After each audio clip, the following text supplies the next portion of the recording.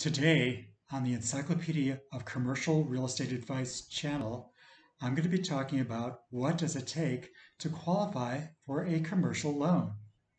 Have you ever applied for a loan? I'm talking about any kind of loan where the loan officer was so enthusiastic at the beginning and really told you that it looks like everything's good, this loan's going to get approved.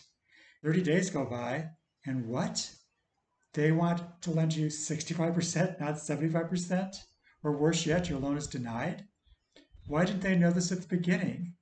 So, to prevent this, what I'm going to suggest, in fact, I'm going to tell you really should do, is qualify yourself with a loan officer for every loan program you're interested in. What? Did I say pre qualify yourself? Absolutely. This is what's going to make it work.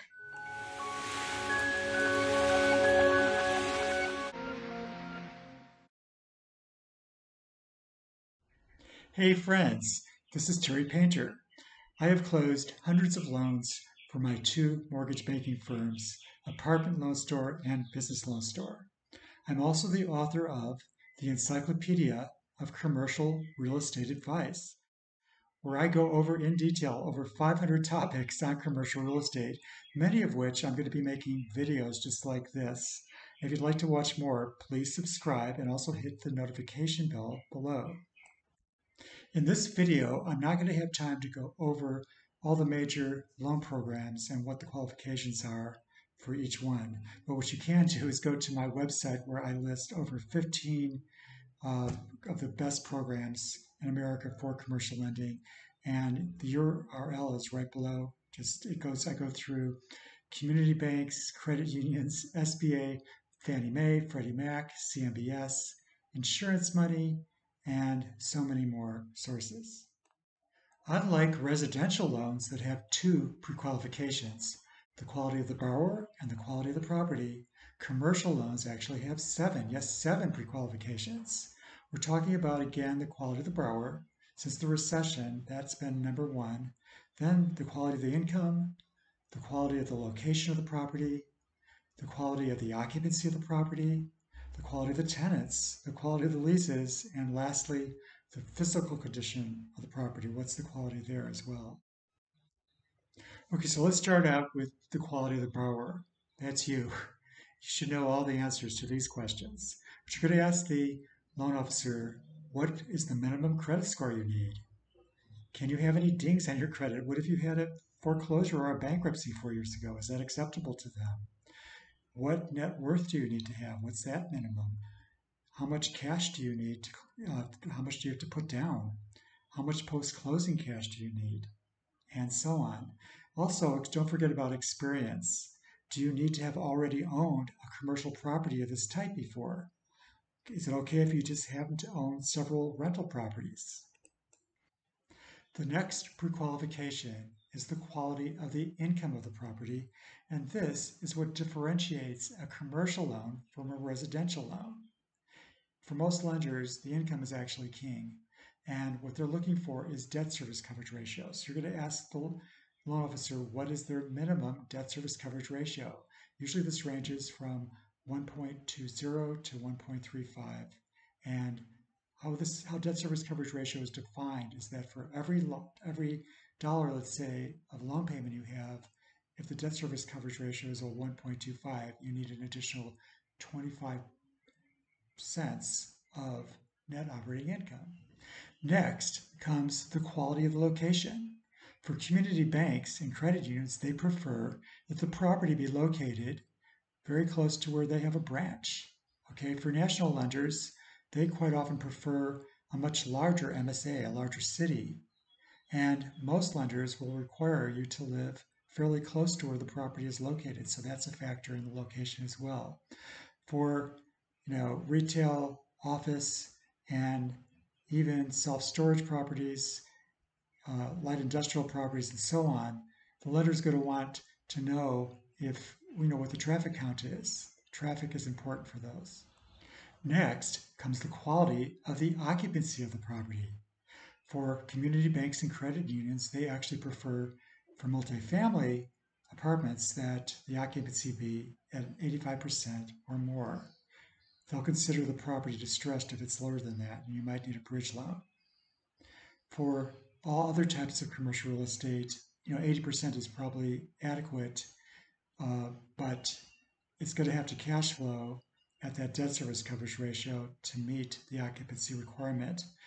The other part of occupancy is to take a look at how long has that occupancy been stabilized at that rate. So let's just say for the last 2 months, this apartment complex has had 90% occupancy, but 4 months ago it was at 75%. 3 months ago it was at 80%. So most lenders are going to look for anywhere from 3 to 6 months of stability in that occupancy for you to qualify on that uh, pre-qualification. Next comes the quality of the tenants.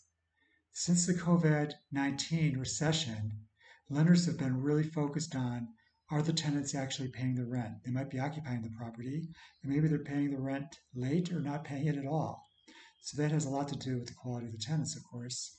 For retail, office, industrial properties, they're going to be looking at pulling a Dun& Bradstreet credit report for the tenants and finding out, what their credit rating is.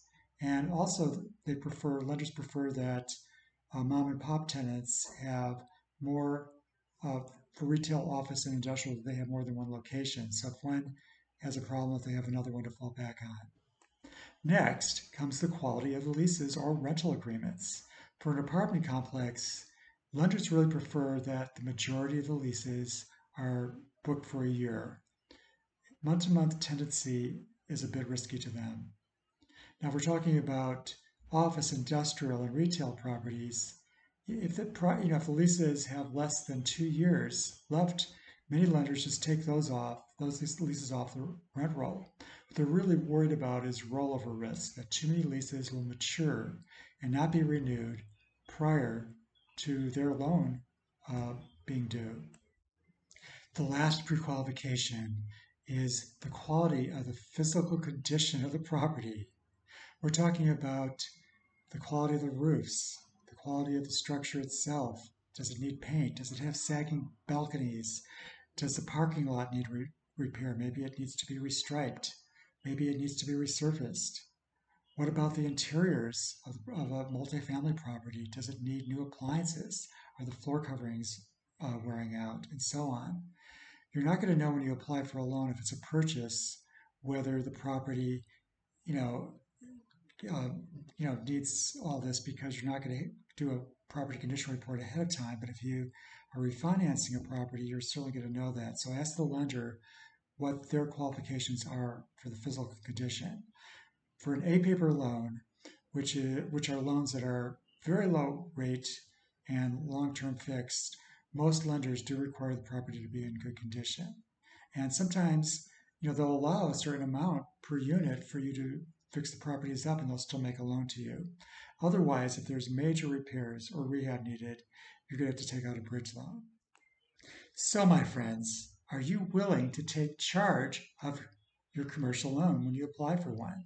I have a chapter in my book titled Taking Charge of Your Commercial Loan.